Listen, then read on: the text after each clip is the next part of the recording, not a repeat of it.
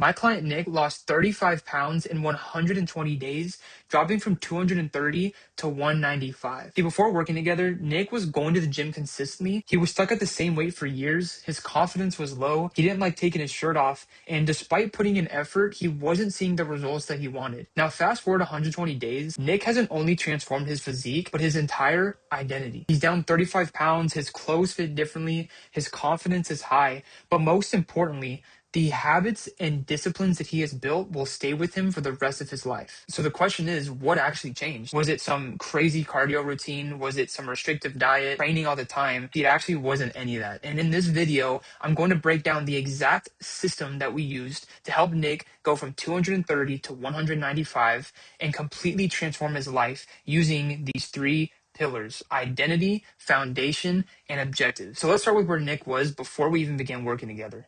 So 4 months ago, Nick was stuck between 225 to 230 pounds for around 4 years. He struggled with self-confidence and looking at himself in the mirror. He was going to the gym consistently, working out, but he was guessing on what he was doing and not seeing results. He was basically eating out for every single meal, really not cooking for himself. And he had a relationship with Christ, but it felt stagnant, like it wasn't really progressing as much as he wanted to. Now, he actually is 195 pounds, confident in his own body, and plus taking his shirt off, he feels confident in doing so. He has real plan and structure for the gym. He's cooking or choosing healthier options when eating out, and his relationship with Christ has grown exponentially. So when it comes to the three core pillars, we're looking at identity, foundation, and objectives. So the most important thing to understand is that identity shift must happen first if you actually want to make a change. Romans 12:2 says, "Do not conform to the patterns of this world, but be transformed by the renewal of your mind." You have to understand that where you're at right now is a process of habits and your internal beliefs. So as you can see, your internal beliefs ultimately cause your thoughts. Your thoughts lead to your actions, and your actions dictate your results. So one of the biggest things that Nick and I talked about was honing in on the man that he wanted to become and recognizing where he was lacking internally before we made any external change. So the biggest struggles that Nick really faced were lust, having consistency spiritually and physically, and alignment to the man that God was calling him to become. The first step that we took was reflection. The questions I had Nick ask himself was, who is the man God is calling you to become? What version of yourself are you trying to reach? Because without a clear vision, your mind is always going to retreat back to memory. If you don't have a clear vision of the man that you want to become, you're going to be guessing every single day on what you need to be doing to actually see results. But once you have a clear vision and a man that you want to align yourself with, then building habits and taking action every single day becomes a whole lot easier. After Nick asked himself these questions, we looked at the man that he wanted to become. So what current actions and habits push you further that he is currently doing? And what current actions and habits pull you closer towards the man you want to become? If you can ask yourself these two questions, you are in proper alignment. Ask yourself, what things are you doing on a day-to-day basis that is pushing you further away from the man that God's calling you to become, or pulling you closer towards the man God's calling you to become? Once you have asked yourself these questions, we then look at what actions and habits does this man actually have? This version of yourself, the version of Nick that was actually in shape, stewarding his body, being disciplined and self-controlled, what actions and habits did he have every single day? Because once you understand the habits and the actions that that man has that you want to become, you can start to implement those now and become that man now. You don't just start randomly implementing new habits and new things and trying to guess. But if you have a clear vision and a clear picture, you can actually start to become that man. And once we set the clear picture of the man that Nick wanted to become, we had a goal to actually reach. So Nick's goal was to reach 200 pounds to feel healthier. Most importantly, not just for looks, but to feel good, to grow closer to Christ, build strong habits, and to steward his body for God and for himself. In quotes, Nick said that he wanted to be a true man of God with a body/temple that honors him. So not just doing it for himself, but rather to honor God. And once we solidified on these goals, we had an actual vision to accomplish. So phase 2 of identity was now taking action. What did action actually look like? So for the three things that Nick actually struggled with the most, lust, consistency, and alignment, we focused on building things that would excel and push him towards where he wanted to be. So a habit tracker for lust, actually having accountability and making sure that Nick had guidance when it came to struggling with lust and finding that freedom, setting practical boundaries,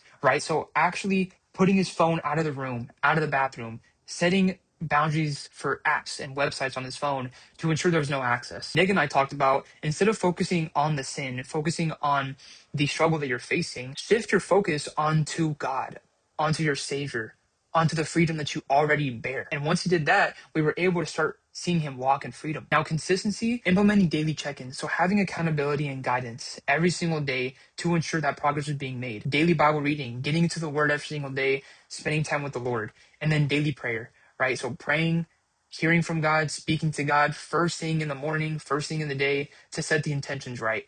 And now alignment. So having, as you can see right here, a morning routine, right? Hitting push-ups in the morning, having a morning routine and starting his day with intention. And then reflections every single week, every single day, reflecting on if progress was made, any setbacks that were taken, and how we can continue to excel forward. And then a kingdom first mindset. How do we actually set our mind on things above? So Nick had to transform his old way of thinking, his old ways to the new, being transformed by the renewal of his mind and seeking the kingdom first to honor God through every aspect. Once we set this new identity, we had actionable steps to take to execute and a vision to actually act upon. And the truth is, external change is never going to last without internal change first. So setting the firm foundation and understanding that where you are right now is because of the way you think. If you think and see yourself as a man who is inconsistent, as a man who can't show up, then that's the life you will live out. So we had to understand Nick's thought process, the way he saw life and how he saw himself as a man, and how we could change that and adopt a kingdom mindset and becoming the man that God was calling him to become. And now getting into pillar 2, the foundation. This is broken up into calories and macros and how we set up his diet, training program, and cardio. So first, calories and macros. So as his coach, I had to really break down how many calories Nick was consuming and how much he needed to consume to maintain his weight and how we could actually get him in a deficit. And something important to know and understand is what a caloric deficit actually does and how it actually works. A caloric deficit, you are going to be expending more than you are intaking in terms of energy. So 1 pound of fat equals 3,500 calories. Do not mind my handwriting.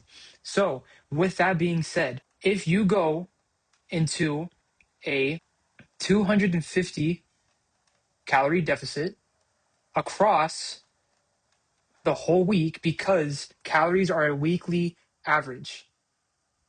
It is not a day-by-day thing. It is a weekly average when you take your calories into consideration.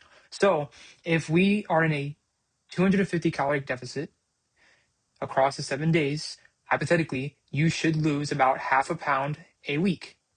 Now, if you double that, and the most typical that you'll see for a caloric deficit is 500 calories every single day. So a daily deficit of 500 times 7 is 3,500. So you will lose a pound of fat per week. Now, when you are, and if you are accurately tracking your weight is going to fluctuate every single day, right? As you can see on Nick's chart, some days it was up, some days it was down. And that's solely because of glycogen and water, right? Every gram of glycogen pulls in 4 grams of water. So the more glycogen that you're storing, right? That means if you had more carbs one day, the scale might and will fluctuate because more water might be retained, the amount of sodium that you consume that day, whatever it may be. So daily fluctuations are going to occur on the scale. That is why when you track your weight, you do it every single day, same spot, same place, same amount of clothes. It should be no water, no food. It should be fasted. And when you do that, you will still see fluctuations. You will see the scale go up, go down. But once you do that, you take your weekly average instead. You find your weekly average, and there you go. That's your weight for the week. That's how you can find your most accurate weight, is to take your weekly average. So with that being said, when you are in a deficit, you should lose about a pound per week, but you may lose more because of the fact of glycogen and water. So you can use a free resource like a TDEE calculator, which is your total daily energy expenditure. So we input Nick's age, his gender, height, weight, and activity level, and it spits out a rough estimate of the amount of calories that Nick actually needed to consume to maintain his weight. And as you can see right here, it gives some suggestions on losing a pound a week, 2 pounds a week. So when using this calculator, you can get a pretty rough estimate as to what your maintenance calories are, but it is very helpful to understand actually how you burn calories. So what are calories? Calories is energy. Energy cannot be created nor destroyed. So when you consume food, you are consuming energy. When you are exercising, you are using or burning energy. So getting to a place where you're overweight that means you are consuming or ingesting more energy than you are exerting or utilizing. Now, what is stored energy? Stored energy is fat, and fat is adipose tissue. So actually putting on fat within your stomach regions, wherever it may be on your body, that is stored energy. But all you need to know about burning calories is in this graph right here, your total daily energy expenditure. It's broken up into 4 different sections. So the biggest factor of how many calories you burn throughout the day is your BMR, or your basal metabolic rate. This is how many calories your body burns just by existing. So your internal organs, the functions of your body to breathe, this is the majority of where your calories are actually going. Now your NEAT is your non-exercise activity thermogenesis. This is going for walks, fidgeting, walking from the bathroom to your room, right? This is low level activity, really not doing much, and even just fidgeting. And that makes up the second largest portion of how many calories you're burning throughout the day. Now, your TEF is your thermic effect of food, or thermic effect of feeding. You actually burn calories when you eat. This is the third biggest portion when it comes to how many calories you're burning, is when you are eating food. And the least amount of calories burned is through your EAT, or your exercise activity thermogenesis. This is how many calories you're burning when you are actually working out, when you're actually running or doing some form of cardio or exercise. With that being said, how do you actually optimize these 4 sections? Well, for BMR, or your metabolism, the only thing you can really do to heavily impact this is to resistance train. The reason being is because the more muscle you have on your body, the more calories you burn at a resting state, because muscle burns more calories than fat. For non-exercise activity thermogenesis, going for walks is going to be your best friend. That is why steps is very important. When you are consistently moving throughout the day, that's the biggest change you can make to actually increase your NEAT. The only way to really affect your thermic effect of feeding is to digest more protein or ingest more protein. Consuming more protein will allow you to burn more calories, because protein takes longer to digest, it takes more to break down. So you burn more calories when consuming more protein. And exercise activity thermogenesis, that's just from simply exercising or moving more. But this is all you need to know about how your body works, how your body actually burns or utilizes calories. Resistance training here, moving, walking more, ingesting more protein. So now actually understanding what calories are, we broke down Nick's daily goal for his calories and his macros. So to start off, we put Nick in about a 400 calorie deficit, which put him at 2,627 every single day. For protein, in the beginning, for the first phase, in the first couple of weeks, I had Nick at 1 gram per pound of body weight for protein, 0.3 grams per pound of body weight for fats, which is the bare minimum, and then filling the rest with carbs for performance. So in this first phase, I wanted to ensure that Nick was staying nice and satiated, nice and full, and able to adhere to the program pretty easily. So we kept protein high, we kept fats at bare minimum, but still high enough where he's able to feel full and feel good throughout the day for hormone function, and filling the rest with carbs. Now, actually understanding where the calories are coming from the different macronutrients, each gram of protein is 4 calories. Each gram of fat is 9 calories. Each gram of carb is also 4 calories. So 230 grams of protein times 4, 69 grams of fat times 9. You add those two together and you fill the rest with your carbs, and that's how you get your total calories for the day. As you can see, for the first couple of weeks, Nick was adhering really well. He was hitting about 2,600 calories a day, and his macros were pretty on par to exactly what we wanted. And throughout the first couple of weeks, from January 30th to February 24th, Nick actually ended up dropping around 8 pounds. So we stuck to these calories and macros for about a month until Nick started to really get a hold of it, and we started seeing some pretty good progress. We started seeing some weight dropping in the stomach area, the face region, and we were seeing decent progress. Throughout this time, Nick did hit a little plateau, but we did see a good decrease in weight because of the first influx and drop of carbs, of sodium, of the water that was being poured into muscles. And because of that, the scale dropped pretty fast, but we wanted to make sure that Nick was still performing well in the gym, still having high protein, and able to stay consistent with everything. And now for phase 2, we put Nick in a little bit more of an aggressive cut because he was adhering well, still seeing the scale move, and his performance wasn't tanking. So we set his calories to 2,200, which put us at about a 8 to 900 calorie deficit. For protein, we kept it at 180, carbs 217, and fats for 68 grams. A healthy fat loss range for reference is about 1% of body weight. So for Nick, if he was losing anywhere from 2 to 2.3 pounds per week, that would be a healthy range for him at his weight. The lower the weight you are, it gets a little bit more of a push if you go from that 1% range. But if you're more of a heavier individual, then that's completely fine. So for Nick, we were at about 2 pounds per week in terms of dropping weight. And in terms of the macronutrients, we adjusted protein to now be at 0.8 grams per pound of body weight, 0.3 grams per pound of body weight for fats, and filling the rest with carbs. So keeping carbs higher to make sure that Nick was still training intensely, recovering properly. The protein was at the bare minimum that we could use to ensure that he was staying full, getting enough protein to put on / retain muscle. And the fats were still at 0.3 to make sure his hormonal functions were okay and he was still staying full. And now, as you can see, we stuck with these exact calories and goals for the entire rest of the program. And that's where we saw Nick continue to drop all the way until he got to 195. This continued to work. And there were days where Nick didn't hit his calories exactly. He actually stayed under because of how satiating and the volume that he was consuming. It was actually hard for him to hit his calories. As you can see, the end product, Nick was looking a lot leaner and he was actually happy in his body. Now, I did want to mention 2 things that actually allowed Nick to see great growth when it came to losing the weight consistently when we kept calories the same was because of these 2 factors. Before, Nick was eating whenever he felt like it. So there was no exact timing when it came to what Nick was going to eat. So Nick actually never really had a plan when it came to when he was going to eat or what he was going to eat. But also, his meals lacked macro optimization, right? So his meals were very high in carbs and fats. They didn't really keep him full, so he would just keep eating. But since we actually implemented specific macronutrients, it was hard for him to even hit his calories every single day. He was staying under because he was so full from the meals and he had proper meal timing that it made cutting for him very easy. Now, phase 3, when it came to what Nick's meals actually consisted of, there's really 2 ways that we kind of go about meals. Number 1, some guys like to just have a guideline or sort of a push in the right direction when it comes to what they can eat, what are good options.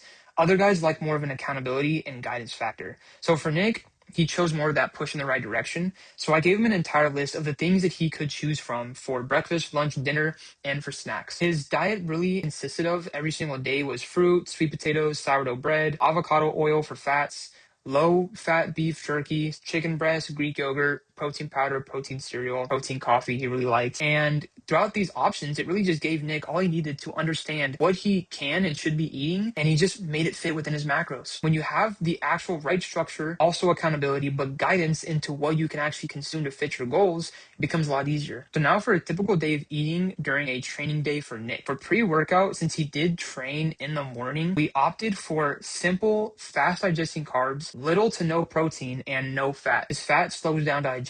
So we opted for sourdough bread, honey, banana, and some pink Himalayan salt. We got sourdough and honey for our simple digesting carbs, that glucose being used by the GLUT4 transporter. Then we have our banana, which is going to optimize for that GLUT4, GLUT5 transporters, which is going to consist of glucose and fructose.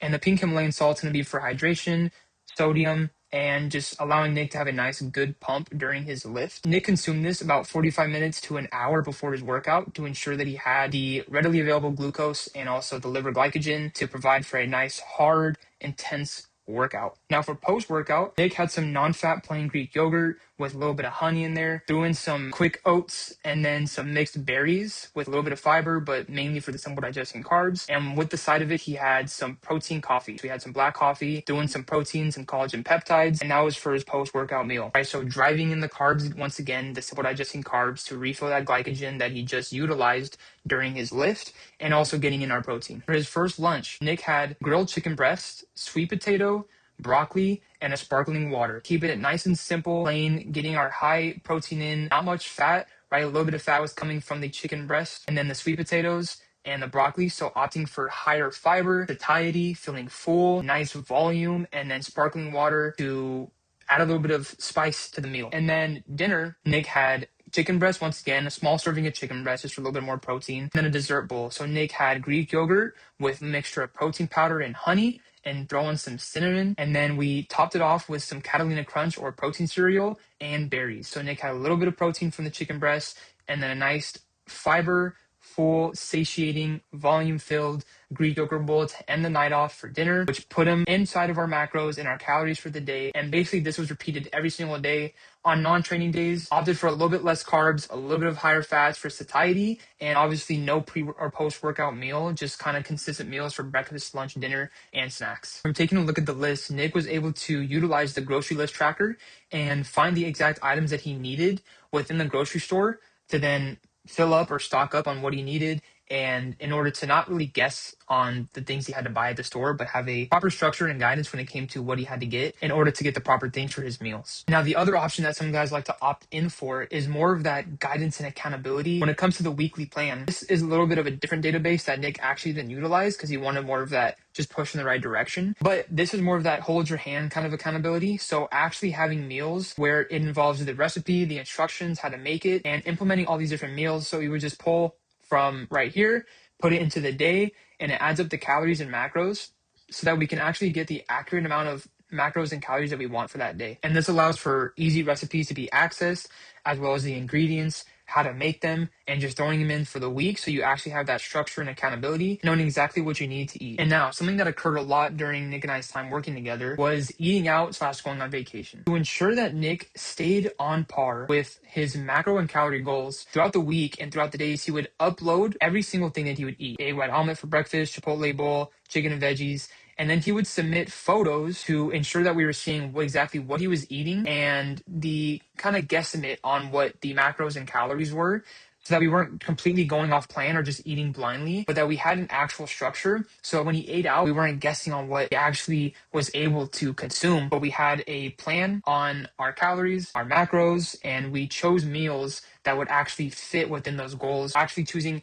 healthier options and things that we could have some sort of tracking with to ensure that Nick could just completely splurge and stay within the plan. And actually during the time that Nick would eat out or go on vacation for 1 week, 2 weeks at a time, he still managed to lose weight because we kept his steps high, his activity nice and frequent. Most importantly, we just had accountability for meals and ensured that the meals he was opting in for were on the healthier side, whole foods, no added extra stuff, but also that accountability to ensure that we were staying within his goals. We get into training. So before, Nick was going to the gym consistently, but not actually seeing results. I remember him telling me that he would show up to the gym and he would increase the weight or the reps every single set. He didn't really have a structured split or a plan. He would kind of just go and do random exercises. So in order to make sure that Nick had a proper structure and plan, I put him on an upper lower split. So he was training 5 days a week, and the split that we ran exactly was upper on Monday, lower on Tuesday, active rest day or recovery on Wednesday, upper on Thursday, lower on Friday, shoulders and arms on Saturday, and then another active rest day on Sunday. So Nick was training each muscle group 2 times per week. Each exercise consisted of 2 sets of 5 to 8 reps with a total of 10 total sets per muscle group per week. We didn't have to do some sort of excessive amount of volume for each muscle group, but training optimally for each one to ensure that he was having enough recovery and he was able to push every single set, every single time that he stepped into the gym. So each set was pushed to 0 to 1 RIR, rep in reserve, meaning Nick was able to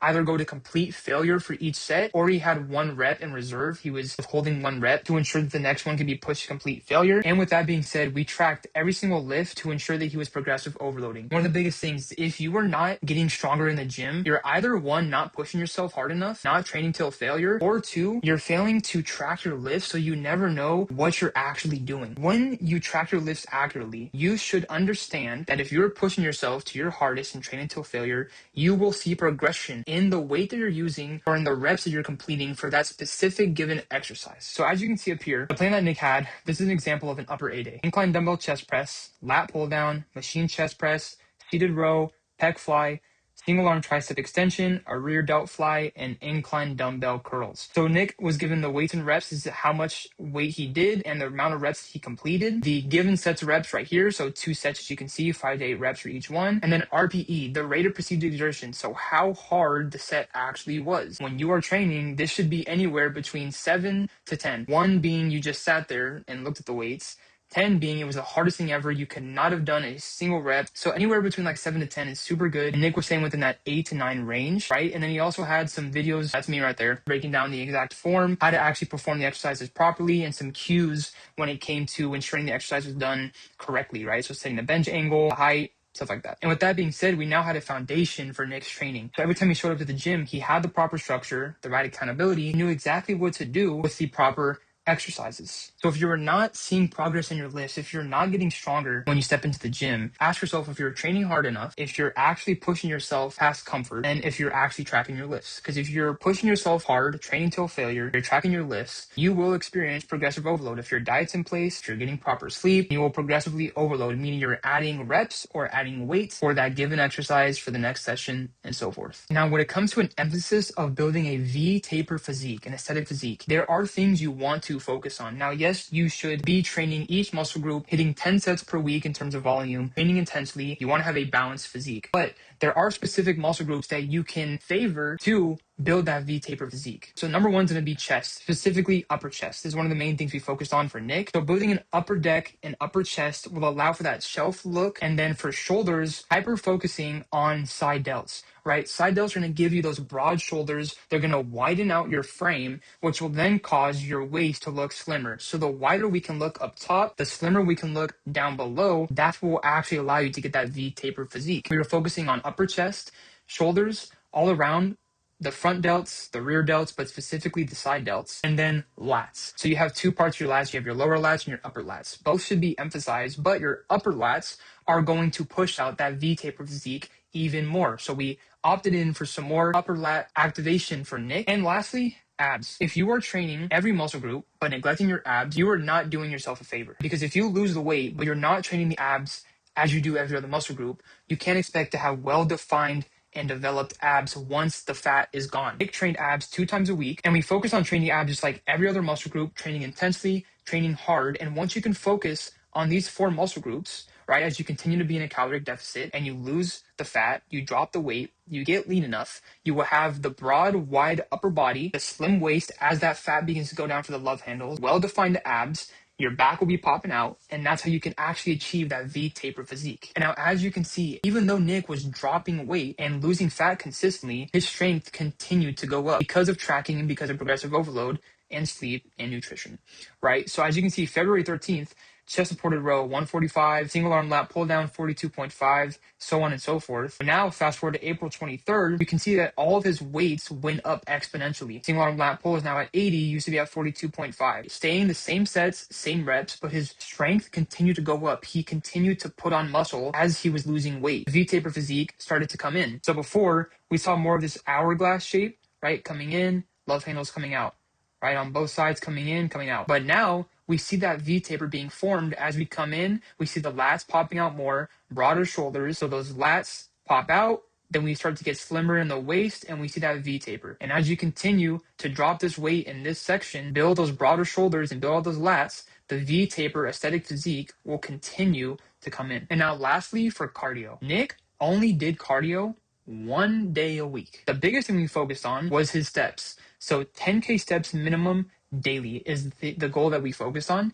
And like I mentioned before, non-exercise activity thermogenesis, so opting in for the most easy way without burning out to get more calories being exerted was through steps. So Nick was hitting around 10K steps a day plus. And then once a week, Nick was doing 30 minutes of incline treadmill. As you can see here, the settings were 12% incline, 3 speed, for 30 minutes. He did 5 minutes of cool down. All we did was 1 day a week of cardio on Nick's active rest day. He could give his body the opportunity to recover, to rest, give his muscles a break, but he still got his steps in, still got movement in. He wasn't doing some excessive cardio every day, and that's how we saw the results. I did want to briefly mention where 10,000 steps actually comes from because we see this all over the place. So 10,000 steps actually was just marketing from Japan, right? A specific device that translated to 10,000, right? And it looked like a person walking. That's where 10,000 actually came from. Epidemiology research or disease preventative research shows that lower risk of disease is between anywhere of 4,000 to 7,500 steps. So 10,000 steps is a good baseline measure. But if we're talking disease risk wise, then 4,000 to 7,500 is okay. But for fat loss wise and for honing in specifically on hitting the goals every single day, if you're only doing cardio 1 time a week, it's very optimal to hit at least 10K. Why? Because for the average male, walking 10,000 steps a day burns about 300 to 500 calories. And the heavier the individual, the more calories burned. So for Nick hitting around 10,000 steps, he was burning roughly 450 to 550 calories a day without having to exert himself even more or put a toll on his body, which allowed for the fat loss to be easier and more sustainable. And now moving on to the last pillar, we have objectives. Basically what this looks like was just daily standards that Nick hit every single day to keep the needle moving. Right? A verse I always like to refer to is Proverbs 21:5, which says, "The plans of the diligent lead surely to abundance and advantage, but everyone who acts in haste surely comes to poverty." The more shortcuts that you try to take, the less results you're going to get. But if you take diligent steps to have a plan and to have a structure every single day, then you will actually see results and start to implement the actions that you want to see in your future self. So what does look like for Nick? First of all, daily check-ins, rating his intensity of workout, having a Bible takeaway, tracking his water, a win that he was proud of, any sort of struggle that he faced in that day, the amount of sleep that he got, his steps, macros and calories, and his workout. Hitting these metrics every day to ensure that Nick was staying consistent, and as well as me holding him accountable to doing these things, so that all of his habits were aligning with the man that he envisioned that God was calling him to become. He was implementing these habits every single day and actually reflecting on if he was doing it, so that if he wasn't, we could find out what was lacking and how we can manage the situation and move forward to continue to see progress. Every green workout is something that he completed. Every day was complete for Nick. The reason why up here it's red is because Nick actually did run a half marathon during our time working together. So during this time, Nick was training for a half marathon and he completed that and did very well, which was awesome to see him complete. But Nick was hitting everything every single day, tracking accurately, inputting the things he needed to. And that's why he saw the results that he did. We had a clear vision. He was dedicated. His why was outside of himself, and he transitioned it to the new man that he wanted to become, and that's where we saw the results. Nick was tracking his photos and weight every single day, and that's why he saw results. Because results come from consistent action, not perfection, not waiting for the perfect time, but just taking consistent action and building every single day. Nick just took the step. Even if things were uncertain, Nick put one foot after the other, continued to have a heart posture of getting to show up, having the opportunity to better himself, and he had a clear vision in mind that we could execute on every single day. These objectives that we set were based on the foundation, based on the identity, and ultimately aligned Nick with the man he wanted to become. So Nick was hitting these every single day, being diligent, having a plan, having a structure, having accountability, and that's why he saw the results, because of the daily standards and the standards that we set for him every single day. And with that being said, that's exactly how we took Nick from 230 pounds, feeling unconfident, not really walking in alignment to who God was calling him to actually walking in freedom when it came to lust, when it came to physical breakthrough, and being in alignment to who God was calling him to become. And if you want that same freedom, if you want to actually make a transformation like this, I'm going to leave